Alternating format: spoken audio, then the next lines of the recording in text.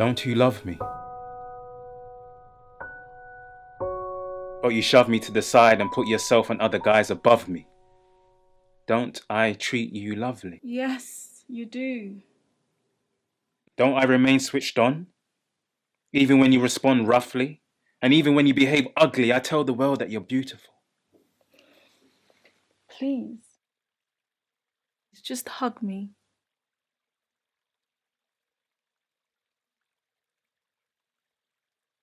There's nothing I wanted more than to take you home.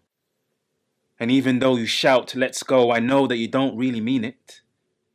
Your mouth declares the truth, but your actions declare that you don't really believe it. And when I offer the highest degree of love to you, I don't know how to receive it. I know I tear and sew my clothes and you always repair and clean it. I have fake interactions. I more talk with no action. I'm paraplegic. Whether I'm awake or dreaming, walking straight or scheming, there's no life meaning without you. without me. Without you, life disasters comes without cues, and I'm lost without clues like a mad woman walking without shoes. And now you stand accused Accused. of spreading counterfeit anti-good news. Despite knowing the lies, the answers to the what's and whys, you still despise me. Truth. That's not true. You're caught red-handed without need of evidence or proof of what you do. With me you are new, but I am this close to declaring I never knew you. Wait a minute. I know your words. Every single verse, and I make great effort to expound what is in it. I maintain and keep reverence while others in your house are grinning like illegal lovers. Like illegal lovers, others have been self-indulged, but I'm resolved treating into the hearts of the children that we are only pilgrims walking a righteous grad. Your righteousness hasn't been fine linen, only filthy rags. Along the way, you've lost your way and you picked up baggage. You talk of a savage savior that cruelly demands behavior the children cannot manage or even understand. I don't understand. I'm your loving man. But you've caused the children to turn away from me with shoving hands, 180s. They don't see a lamb, they see a dog with rabies that views their wrongs as tasty, and you've told them that the promise is only about the promised land. I don't understand. What don't you understand? I've slammed the door in laziness. I've run from the idle man. I've had faith that's moved mountains and caressed the sick with healing hands. I rejected those Sony hotels next to ocean white sand, and I took your words to remote distant lands. My path has been strict and straight according to the dictates of your commands. You think you did this for me? I'm not complaining to live cheap. Well, I was pockets and full of deep. I praised your name every week, became vegan, refrained from eating meat. I don't drink Coca-Cola. Only room temperature Volvic water, decaffeinated tea. I have removed my feet from dramatic entertainment because it's affiliated with the gods of the ancient Greeks. I have cast out demons. Brought the Ochak backsliders back to believe in your ancient decrees. For you, I have dotted every I and crossed every T. Crossed many river Jordans and parted many Red Seas. You did this to be seen by men, not for the least of men. You did not do this for me. As righteous as your deeds appear to be, your motives were for the love of money. You caused the children to be stupefied dummies, pacifying unintelligent sheep, honey. Your mouth declaring come, but your heart was secretly running from me. You told lies instead of truths. Displaced me from the top and had men sit in a box and confess to you. Giving them dates on when I would return as if you knew, and then putting forward more valuable the things that you say than those who wrote as they were moved by my spirit. Your spirit? You made a mockery of religion, and because of your lack of vision, the people perish. You lied about the afterlife and what they would inherit. You told them if they had enough credit, they could move from eternal hell to the pearly white gates of heaven. Aimlessly stuffed your face with gossip and cussed, and then shamelessly quoted Leviticus 11. With a whimsical, jaded message, you've become a dim, faded cherub. You've chosen the other guy, and you've made me extremely jealous. It was the other guy. His approach, the way he spoke was extremely zealous. It wasn't what he said, but how he said it, offering things I cherish. He fed desires without need of merit, stoking my greed, making me believe I was desperate, but I was never complete. Always running on a never-ending street, but still restless. You lost your way. Trying to escape that route, I've almost lost count of men that slept with me.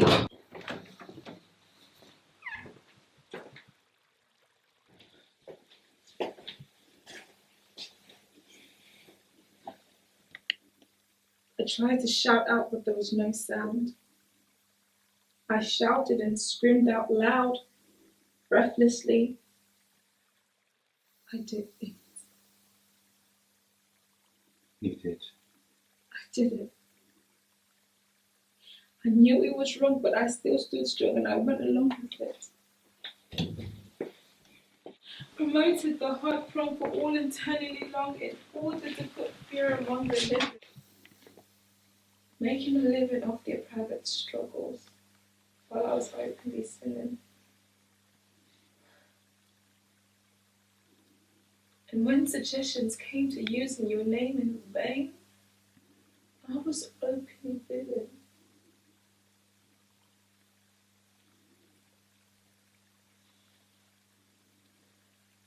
Wayward. And without asking you, I interjected an indefinite article of making you a god. I had your name wrong. Then elevated myself to your mediating day job. The sons of Jacob who denied and cried, crucify. I belong to that same mob. Secret bloodlines, square and compass Masonic blood signs. I belong to that same lodge.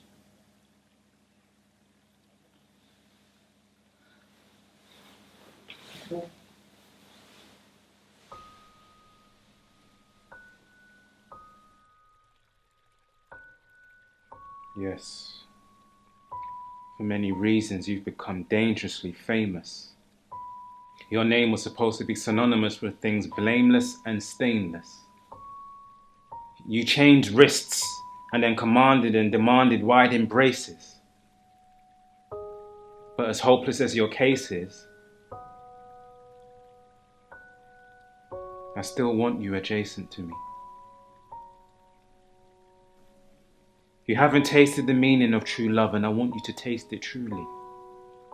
Because the only way you will make it, my love, is if you make it through me. See, I went down to the depths and got death and broke his neck and fulfilled my duty. I am the one, and there is none that could possibly refuse me. Choose me. I am the life, and I've earned the right to see your beauty. I prepared a place for you.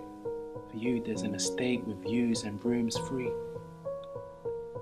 You're worth more than all the broken glass that tore and bruised me. Worth more than all the naked shame that hung loosely for the crowd's amusing. Just before my heart failed and broke, before my heart busted and I wailed and I choked, I looked up to the Father and asked Him to forgive what you were doing. I still knock at your door, still pursuing.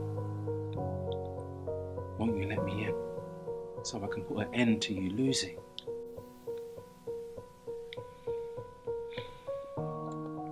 I paid your debt, proving that you cannot repay what you're owing me. Won't you accept my gift? For for me, there will be no poetry.